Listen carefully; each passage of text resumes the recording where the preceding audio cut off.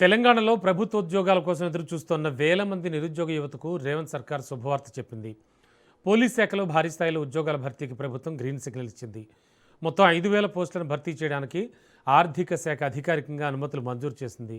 జారీ చేసిన GO MS number 78 ప్రకారం తెలంగాణ రాష్ట్ర స్థాయి పోలీసు నియామక మండలి ద్వారా ఈ నియామకాలు చేపట్టాలని ప్రభుత్వం ఉత్తర్వులు జారీ చేసింది. ఈ రిక్రూట్మెంట్లో మొత్తం 10 విభాగాల్లో పోస్టులు భర్తీ చేస్తారు. అత్యధికంగా 3,697 సివిల్ పోలీస్ కానిస్టేబుల్ పోస్టులు, 1,052 ఆర్మ్డ్ రిజర్వ్ కానిస్టేబుల్ పోస్టులు ఉన్నాయి.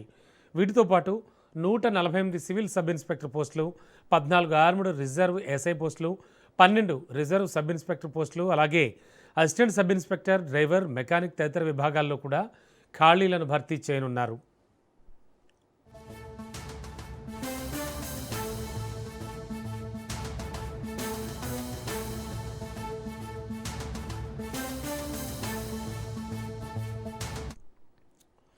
అర్హతలు, వయోపరిమితి, దరఖాస్తు విధానం, ఎంపిక ప్రక్రియ, ఫిజికల్ టెస్టులు, రాత పరీక్షల షెడ్యూల్తో కూడిన పూర్తిస్థాయి నోటిఫికేషన్ను ప్రభుత్వం త్వరలో విడుదల చేసే అవకాశం ఉంది. దీంతో ఉద్యోగాల కోసం సిద్ధమవుతున్న అభ్యర్థులు అధికారిక ప్రకటనపై ఆసక్తిగా ఎదురుచూస్తున్నారు.